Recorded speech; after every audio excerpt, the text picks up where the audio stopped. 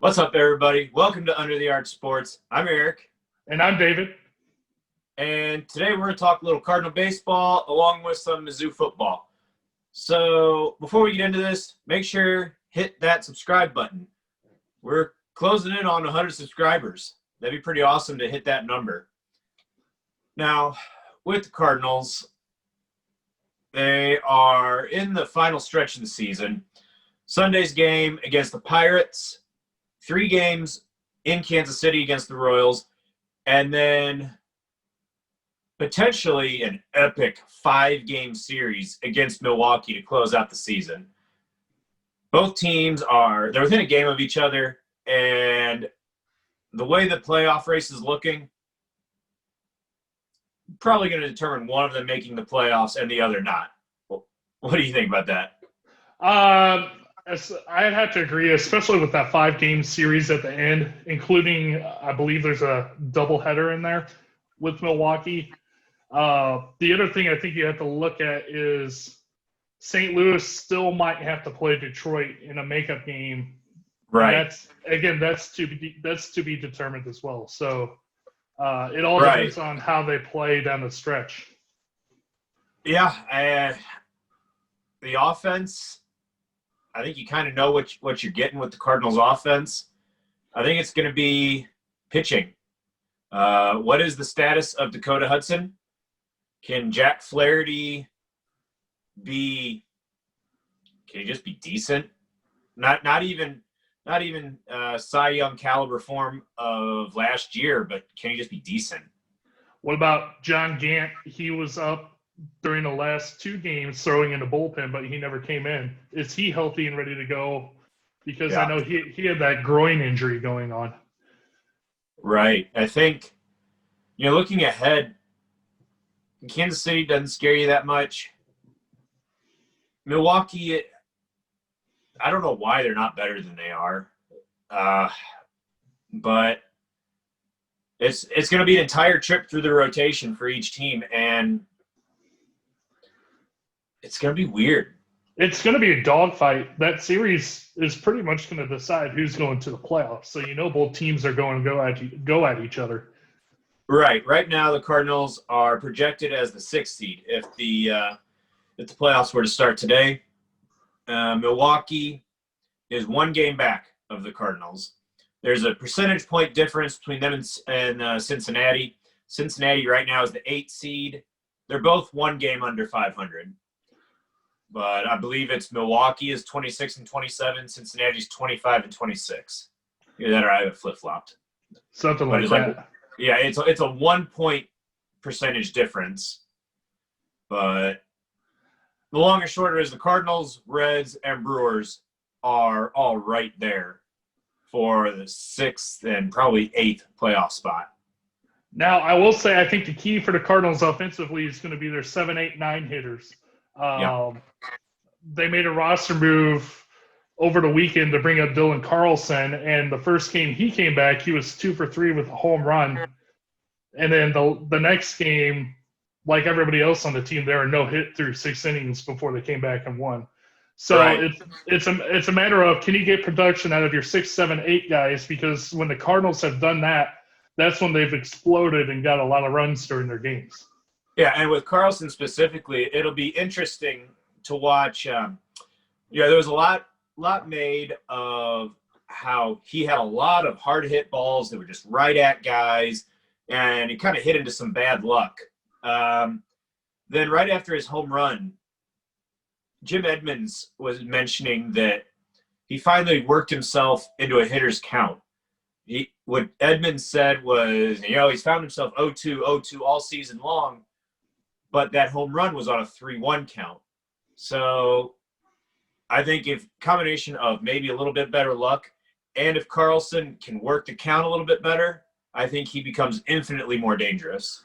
Well, and you got to remember, how much pressure did he have coming up the first time? Because he was supposed to be the top-end prospect coming in. Plus, you have the weird situation with the COVID, no fans. Right. The routines are all messed up. He had to adjust to coming into the major league.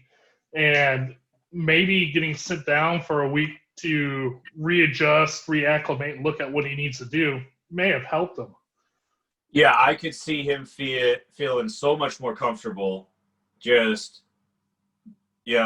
compare the first time getting called up, second time getting called up, instead of being wide-eyed and, ooh, this is major leagues. It's just kind of, oh, the guys want me back kind of a deal. And that comfort level could make all the difference. Another thing to think about during this stretch one is Yadier Molina. Yeah. Took a couple of hits on his hand. I believe he's in the lineup for Sunday's game against Pittsburgh, which is great news. And the other thing, the only reason I mention this is we have Yadi Watch going on. Will he be able to get to 2,000 before the end of the season?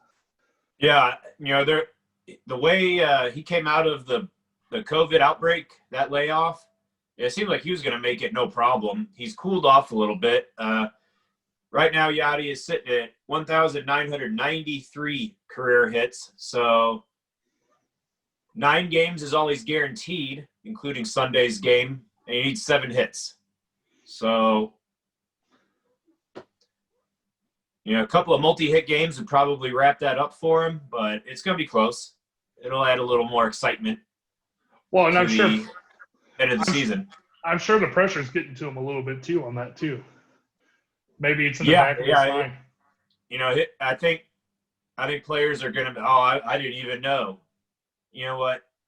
When it's a big number like that, like Yadi's known for his defense, so I think he kind of takes a little bit of pride in his offense. That's just personal opinion. Just because everyone ignores it. So because of that, I think he's probably aware. And who knows, maybe he is pressing. That could be. Now, moving on, Mizzou football. It's officially game week. Mizzou going to play Alabama. And there are fans going to be in stands too. That's kind of yes. Cool. Yes. We're going to watch a St. Louis team. Mizzou is St. Louis's college team. We're going to watch sports of the local team, and there's fans. That'll be fun. I'm excited about that. Not necessarily about the game itself, but yeah, I mean, we got Cardinals in empty stadiums. The Blues, for the 10 minutes that they were playing post-COVID, that they were in empty stadium. But Mizzou's going to have some. And, I'm not sure that the fans that are there are going to like what they see, at least on the offensive side of the ball. Well, and I can tell you, I will be going to the game because I live in Columbia. So I'm not expecting much. I'm just there to enjoy watching football. I know there's a lot coming out offensively that we're going to struggle. I believe that, but you never know what's going to happen during game time. I know the line supposedly has been really hit. I don't even know how you would say it. Spotty, if you will. Suspect at best.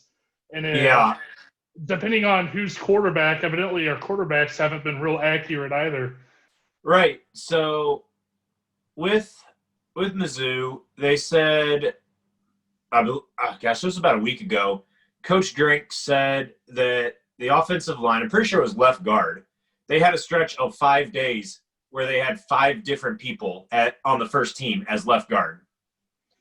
That's a problem.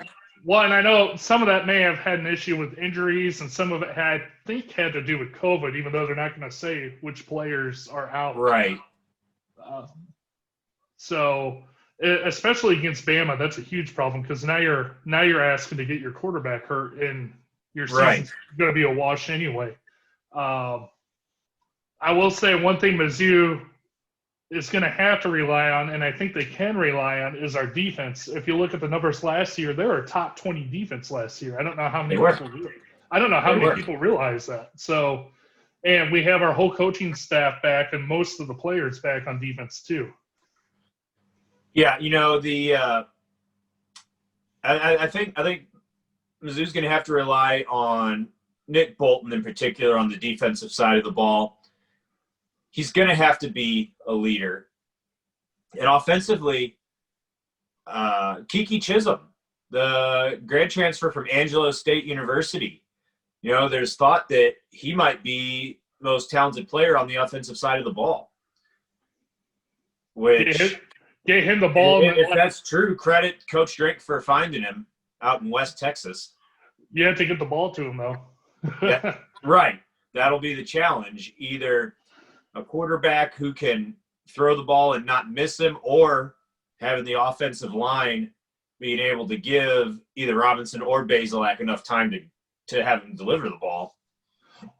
Maybe this is where you start looking at RPO options, because if the line's breaking down and they're crashing, you can do quick passes to the outside or dumps up the middle. I don't know how Drink's offense is going to look, but if you get those quick passes, quick go passes out there, and then let Larry Roundtree run up the middle, you might have a decent offense even with a shoddy line. I know in the past. Yeah, if you go back, so two things come to mind for me. The first is in 2016, Barry Odom's first year as head coach, and Josh Heupel was the offensive coordinator.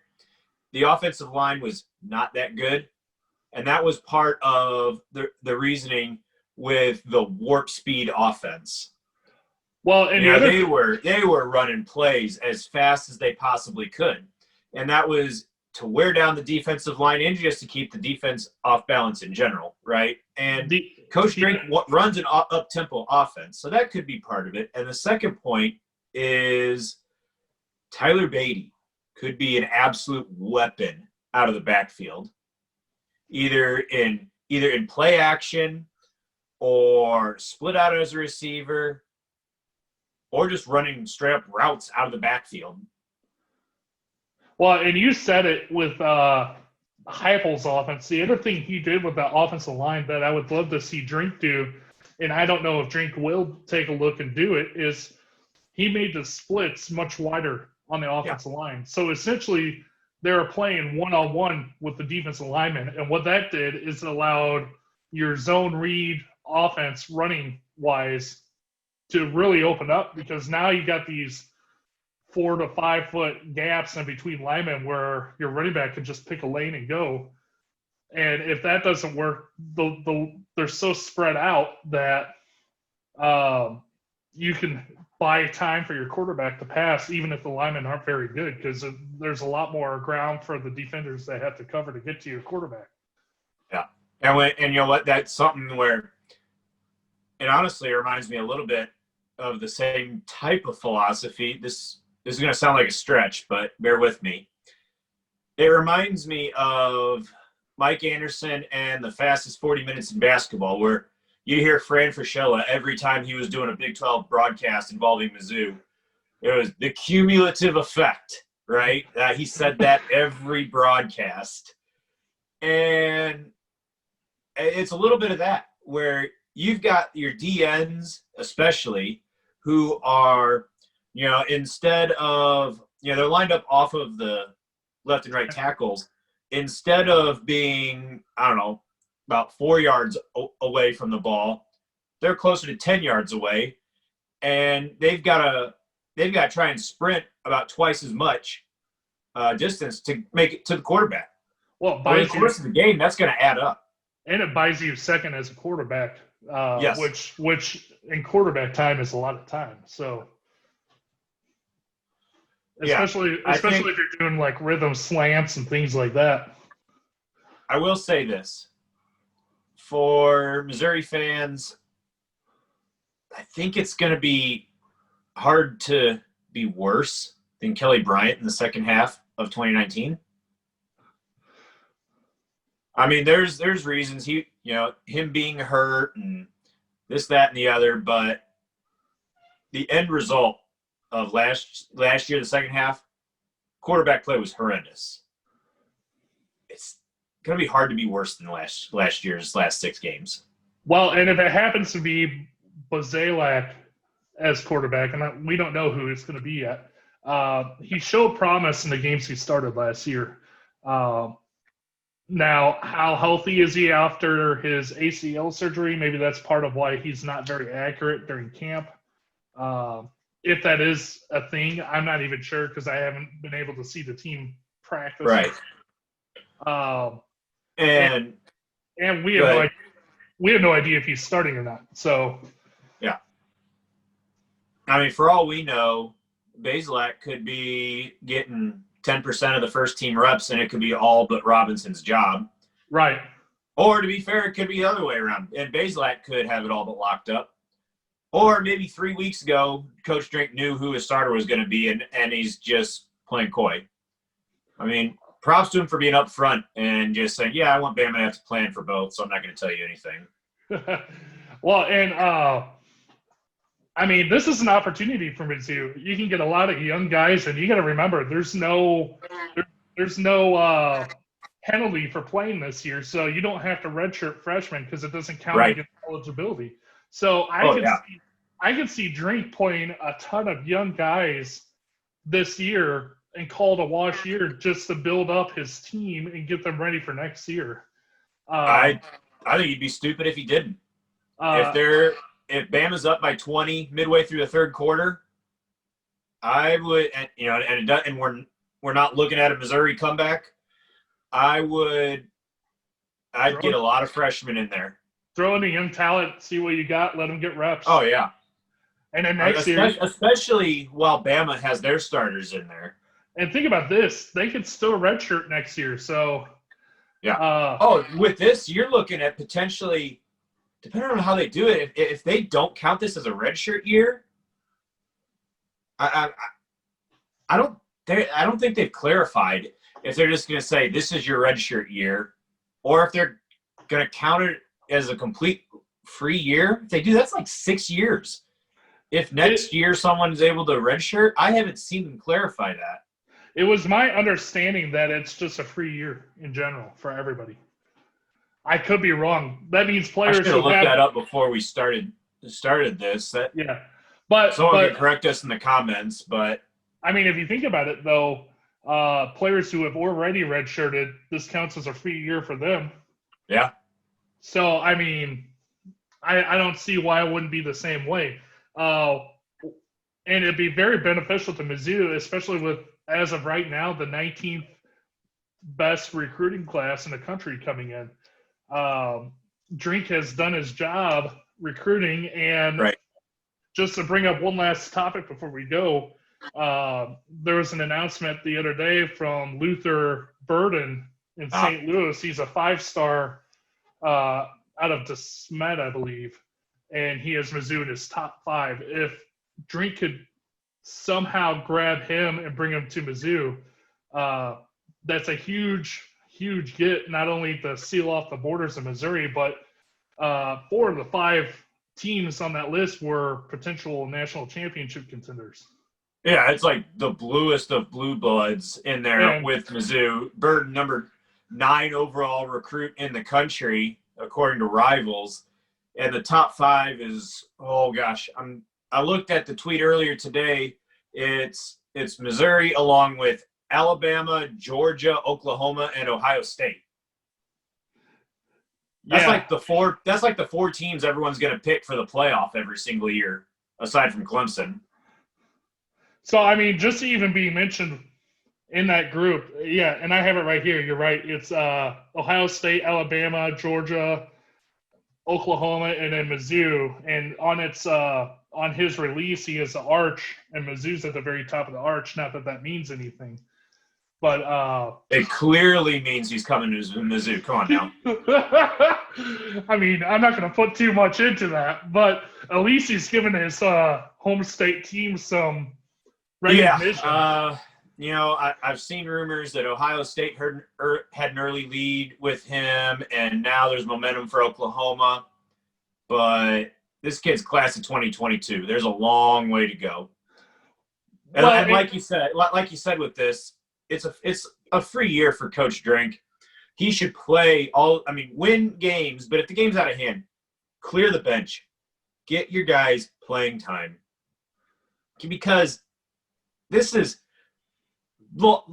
big picture-wise, it's almost the best case scenario where year one's a completely free year. There's no expectations whatsoever. And going in, offense is going to struggle because they had no spring practice. Drink hasn't had time to even get his system in place. So no matter what, that could be part of the problem with the supposed quarterback issue right now too. They're going to struggle at least the first 3 or 4 weeks on offense just because they haven't learned it yet. So in this aspect, winning 3 or 4 games might be a huge, huge gain for Mizzou. I'd love to see him to get to 5. I don't know if it's going to happen, but with the whole COVID, no spring practice, and then just getting everybody under the same page, I mean, you're going to have hiccups the first couple of weeks for sure.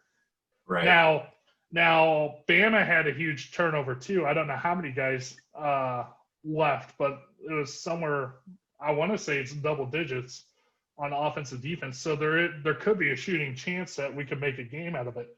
Yeah, how quickly does Mac Jones adjust to being the starter for Alabama? Game 1 post Tua. I mean, do I believe that? I don't know if I believe Mizzou will make a game out of it because of the talent on the other side of the ball. But it's any given Saturday. You never know in college football. Exactly. And it's at Mizzou, and even though there's not much of a crowd, there's still a crowd. So, did you see some reporter in Tuscaloosa asked an Alabama lineman about crowd noise at Mizzou? Well, yeah, I wanted to know how stupid he was when he asked that question. I mean, we're talking about, 15,000? A little less? We're talking 10 to 15,000 people in the stands. I want to say, I read an article the other day saying 11,500 season ticket holders got tickets for the game. Then they're adding another 2,000 or 3,000 students on top of that. So I think there's only going to be 14,000 at the game, something like that. Yeah, so let's face it. I mean, when you're comparing to a full Faurot Field, if one of the season ticket holders farts loudly enough, you're going to hear it on TV. Especially knowing how some of those holders don't really yell, There's always been that issue with the older crowd. Now, I think a lot of the older crowd may have opted out, so you might have a lot more vocal crowd. For those of you who watched the Chiefs game, they only had like 12,000 people in their game, but it got really loud too there. I mean, for what it was. So it's not going to have much of an impact, though. All right. Yeah, that's we'll see. But that's all the time we've got for today's podcast. As I said, make sure you subscribe to our YouTube channel. Help us get to 100 subscribers. And find us on Facebook, Instagram, and Twitter. And we will see you next time.